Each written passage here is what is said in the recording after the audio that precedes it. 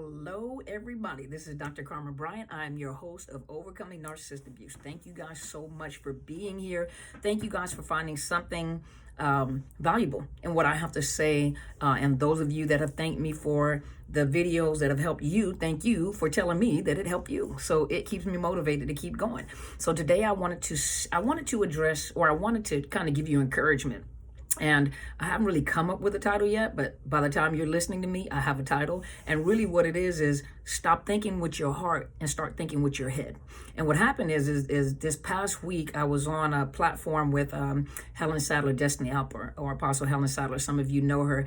And there was a gentleman on there. He's a pastor, and I can't think of his name right now. But what he said, he was giving advice to the ladies in reference to dating. And what he said as a man to the ladies was, stop thinking with your heart and start thinking with your head. And I said, that's very powerful because that's something that we talk about all the time. But to hear a man say the exact same thing talking to us ladies, I wanted to say it again to most of you, and that's male and females alike. A narcissist operates off of your emotions, your reactions. That's where the fuel comes from. The fuel comes from your emotions and reactions. And the thing about a narcissist is that everyone doesn't fall prey to a narcissist. You know, I know it's hard to believe that these powerful creatures, you know, they're just mesmerizing and everyone falls under their trance. It's not true. Not every person falls victim of a narcissist. And narcissists know that some victims, or not victims, some prey are too big for them to bite. And so they know there comes a time where they know that individual may cause too many narcissistic injuries, so they won't go after. They try, and they're already receiving entirely too many injuries, and so they back out of it. Just like a lion, you know, they're not going to chase an elephant. If they do, they're pretty desperate, but they can't bring down a big old elephant. You've never seen a lion take down an elephant unless it's a baby elephant, maybe, or I've never really seen a lion take a elephant, period. Especially going after a baby, you got the whole herd that's coming after you. And so you guys have to remember that everybody doesn't fall prey to the narcissist. It just happened to be a lot of us fell prey. You know, a lot of people do fall prey. But a narcissist operates out of your emotions. That's where they get fuel from. Their fuel comes from your emotional reactions, not your responses, your emotional reactions. And so the problem is that emotions are so strong that you will allow the emotions to negate everything that the logic mind is trying to tell you. Later on, when you're in the relationship, or later on after you come out of the relationship, most of you have said, I should have listened to my knower. I should have listened to my shanana. I should have listened to my logic. I should have listened to my mind and not my heart, because the heart, you know, the heart will deceive you. You know, the heart. And, you know, I always go back to my military training because that was some very powerful training. I learned a lot about life in the military. And in life, you know, a lot of the, when we're training soldiers, we are training for the purpose of war. And war, it takes an emotional toll. And war takes an emotional toll. And you see people coming back from many of these wars. They have PTSD. They have thought processing problems. There's a lot of things going on because their mind couldn't handle some of the things that they were exposed to. And some of them never returned to normal. Some of them have had an experience with life and saw the realities of other countries, and you know, we're safeguarded in the United States, so to speak. We're safeguarded in the United States, but when you go to these other countries and they don't follow the same rules as the United States does, you know, you are exposed to things. The military service members have been exposed to things that is really shocking, because we've been taught something, and all of a sudden you see how a third world country or another country operates, where there are no rules about murdering. There is no such thing as going to court, and kids are killing adults and playing on their emotions. You know, that's why we have been taught when you go overseas, you don't feed the kids, because the other countries know that Americans operate out of emotions. And so what do we want to do? We want to feed the children. We feel bad. We're empathetic, and they're not trained that way. From birth, they are trained to hate Americans. From birth, they're trained to kill the enemy and not to get into their emotions, to move your emotions to get you there in order to hurt you. And military teaches us that. You know, we get the briefings. You know, and so we have to teach people, even in leadership, the thing that we have to learn in leadership. And I'm a female. Not only was I a female, I was a black female. Not only was I a black female leader, I was a fast pacer. So I was able to achieve senior ranking positions pretty quick. But what's the first thing that people used to think? People think that and we all said it in the military, there are a lot of females that will lay on their back to get ranked. But whatever you start your way off with, that's the way that you have to stay. And then when you're tired of playing the game, the game is not tired of playing you. And so you have to stay out of your emotions, stay logical. It doesn't matter how hard it gets, stay out of your emotion, think logical. And then when making decisions, you have to base your decisions off of training. Now, true enough, the decisions that we made in the military, we still are human. We're still human, and people still feel, and people still, there's some of them don't, but people still have empathy, and they try to give chances. They try to do whatever they can to help, and then they come up with a decision. Now I'm going to cut the emotions off because you're trying to take advantage of my emotions. You're trying to take advantage of me. So now I'm going to go right back into my training. So there are situations in which, sometimes you go with your heart. Let me do this. But you always remember logic. You remember training. That's how we are in the military. You remember training. Remember your training. Every time we look at senior leaders, it doesn't matter who they are, wherever they are defaulted at, wherever they're having a problem at, the very first thing we'll say is go back to their foundation. Their foundation is broken. And if their foundation wasn't broken, they would not be responding or reacting the way that they do in leadership. So I can go back to your foundation and find out where your foundation is broken to cause you to be a leader the way that you are. And some people were abused when they were young soldiers. So having said all that, that is, if you use that concept in your day-to-day living and understand that there are manipulators. Everybody is not a narcissist. Some people are toxic. Some people are truly wounded and counseling will help. Some people are immature. Some people don't want to grow up. Some people are irresponsible in relationships, and are not ready for the adult responsibility that comes up and it comes along with relationships. Everybody is not a narcissist. Narcissist is a specific diagnosis. It has 9 traits that therapists look for. So a lot of times you're calling people narcissistic. They may have narcissistic traits, but that does not classify them as a narcissist, or that's technically speaking the correct term is that does not identify them as having the disorder known as narcissistic personality disorder. So everybody is not a narcissist. And excuse me, you guys, everything is ringing at one time, but but we get caught up because if you look at your own relationships, if you look at the situationships that you were in with that narcissist, I guarantee you, your shanana, your knower, your logic, your right mind was telling you one thing, and then your emotions were telling you another. And emotions, that when they pull on those emotions, and narcissists know how to pull on those emotions, the emotions become so strong that they almost delete out or override logic, because it just feels so good. I've been wanting to feel good, and he just makes me feel good. She just makes me feel good. The sex is awesome, and see, everything is ringing. I'm sorry.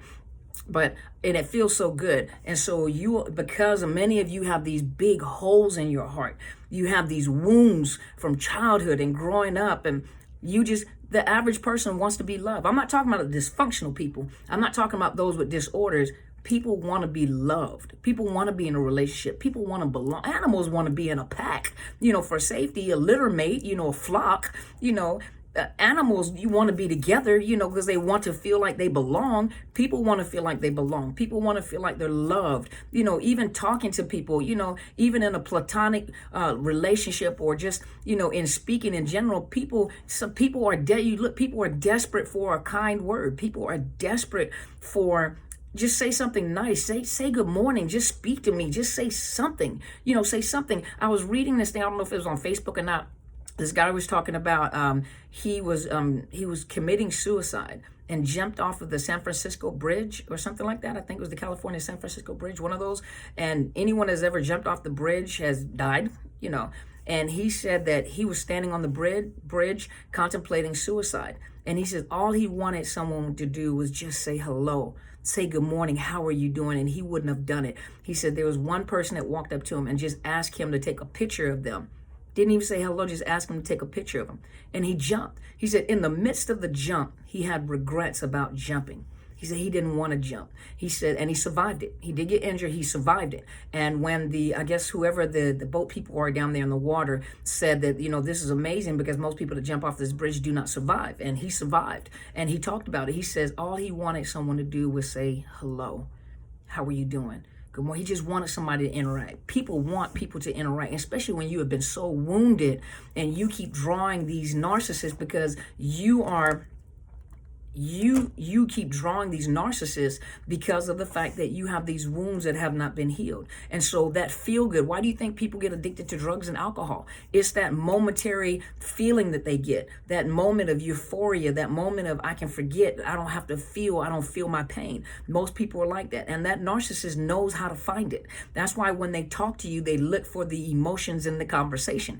Business people that are online, that inbox you, email you, people that talk to you, they're looking for an emotional response. And most of us give emotional responses and don't think about it. So this is something that has to be thought about because that's how the narcissist gets to you. They look for those emotional responses and they put the bait out there. And so you don't even realize that they're just putting bait while they're talking to you. It's not just one bait. They're putting out these bait. And they're looking to see. Some of them realize that when you just, I don't have time to get all of my emotions. What do you want? Some of them do not pursue. So every narcissist does not pursue. And they know when they have that feeling, their spider senses are like, this is going to cause me entirely too much pain. This is too much work already. I haven't even got into this person's head or heart, and they're already causing me entirely too much injury. Let me back out of here. They may try again. They may be bold enough to try again and again and again and keep getting hurt, and they withdraw. So they come back with something else. Eventually, they're just like, okay, this is causing too much injury. Let me find someone else. This is too much fuel that I am exuding. So let me back up. So ladies, gentlemen, get out of your emotions. Think with your logic mind. You're going to have to override the system of emotions. Doesn't mean you don't have emotions, but when it comes to dating in this time and age, you're going to have to override those emotions and you're going to have to be logical. You're going to have to do it like a resume, honey. What's your blood type? You ever been to prison? Are you born naturally male or female? Or are you transgender? Do you like men? Do you like women? Do you like both? What is your family like? Do you have mental health issues in your family? Does anybody in your family got schizophrenia or psychotic disorders? Did anybody in your family have, personality disorders, or trauma? Were they raped? Were you raped? Were you molested? What's your credit score? How many times you've been married? How many kids do you have that you know of? How many kids do you think you have that you might not know of? Are we related? Who your family is. Who in your family? Because I don't want to be dating a cousin or a sister and brother that I don't know. You got to ask questions and you got to use logic. It's not all about, ooh, him so fine. Ooh, she so purty.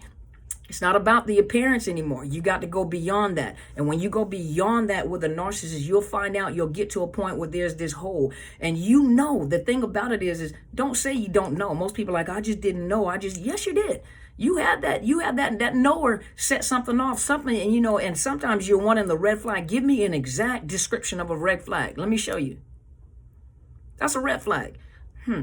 Something, I don't know what it is. I just can't put my finger on it. Something ain't right. Or, and they're talking to you, you're looking at them like, and anytime you talk to someone and your emotions are wide open right away, and you're kind of dreamy and your emotions are wide open, pull back. That's too quick.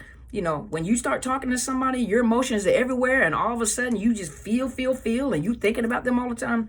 Pull yourself back. Hopefully this has helped. I didn't want to make this a long video because I had a lot to do today. And I got to get, because I'm doing the classes. And let me tell you guys something about the classes that I'm doing. I know the average class, I'm not a average individual. So I know the average classes, address, symptoms and help you. And I'm one of those to the root type people. I'm one of those radical type people. And what I thought about in creating these courses, I'm creating the first one. A narcissist has systematically tore you down. They have tore down systems. They have tore down thought processes. They have tore down emotional. And some of you, this started in childhood. This didn't just happen with the person that you were with. This happened in childhood.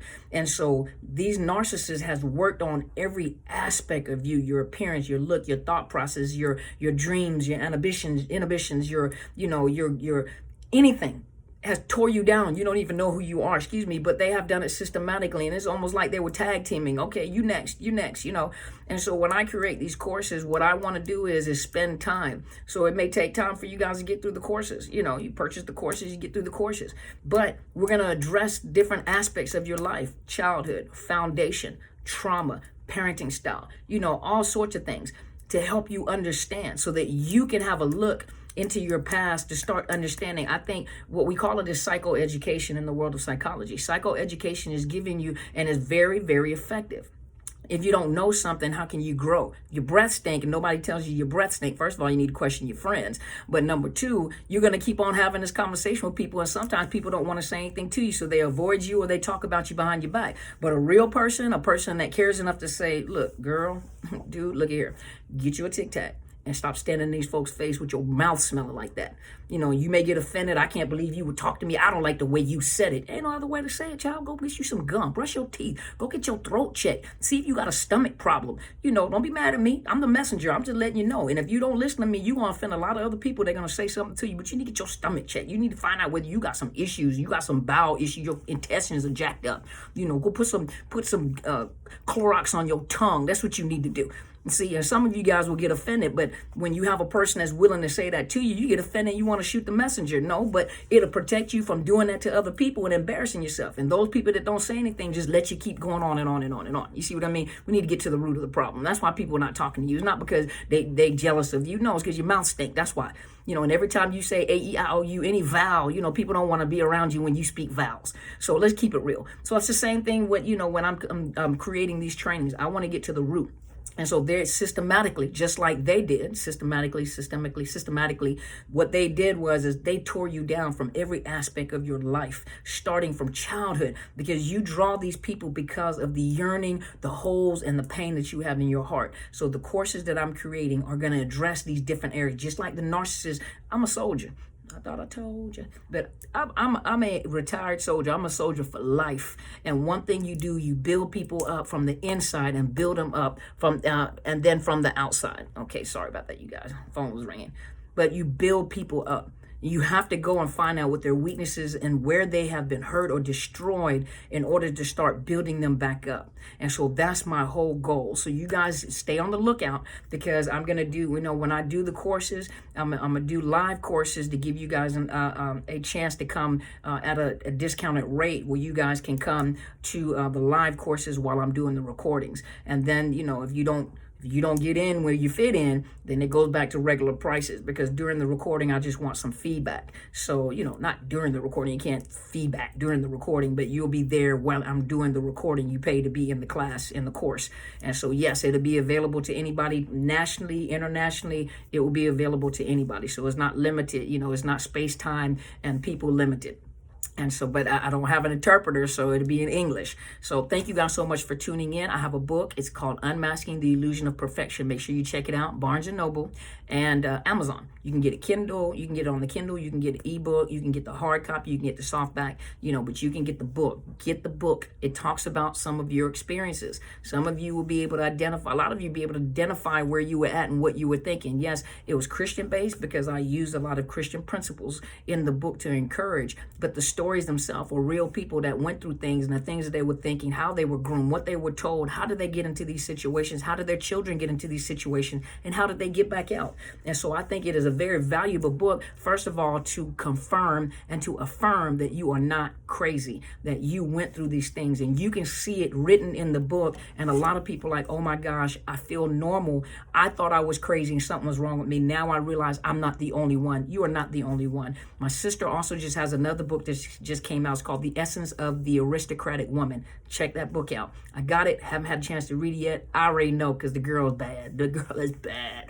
So you guys go get her book, and then make sure you go subscribe to my channel, Dr. Carmen Bryant, Overcoming Narcissist Abuse. I'm on Podbean.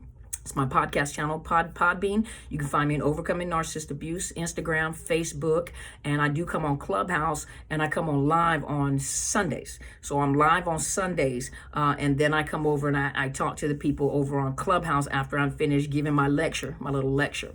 Those of you that are looking for coaching, I am available for coaching. My books fill up very, very fast. So you email me at drcarmenbryant@outlook.com. I will provide you with the discounted rates that I am providing, but the discounted rates are going to go away. I've been doing it for about a year or so because I've been building, I'm building my other business. I have a counseling business. So if you're in the state of Washington, you can inquire about counseling, but I cannot provide counseling outside the state of Washington because I'm licensed in Washington. But my books fill up very, very fast, especially for counseling. Fills up very, very fast. And for coaching, you got to get in where you fit in because I have very limited seats. And so if you don't, once you ask for it, if you ask for an appointment, you gotta take it, because there are other people in line waiting for it. And then also those of you that are looking for a counselor, you can go to BetterHelp.com/Dr. Carmen. They'll provide you with a discounted rate, and you can vet the counselors. You can ask questions of the counselors to see whether they understand what you're going through.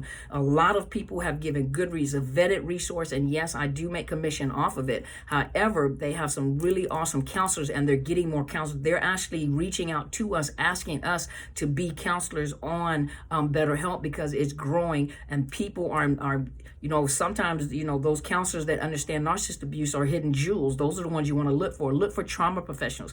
Do you understand domestic violence? Do you understand, the magnitude of the abuse, even to the core, parental alienation with my children?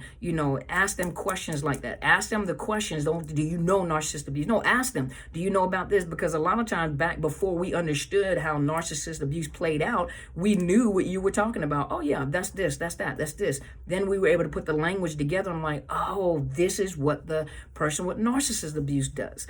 So just ask them questions. And remember, you get a 10% discount, BetterHelp.com/Dr. Carmen. And then if you're struggling with some financial issues, let them know, and they may be able to help you with the grant. Not meaning that it'll be free, but they will help you with the grant so that you can get with a counselor. So thank you so much for tuning in. I appreciate each and every one of you. Go be great.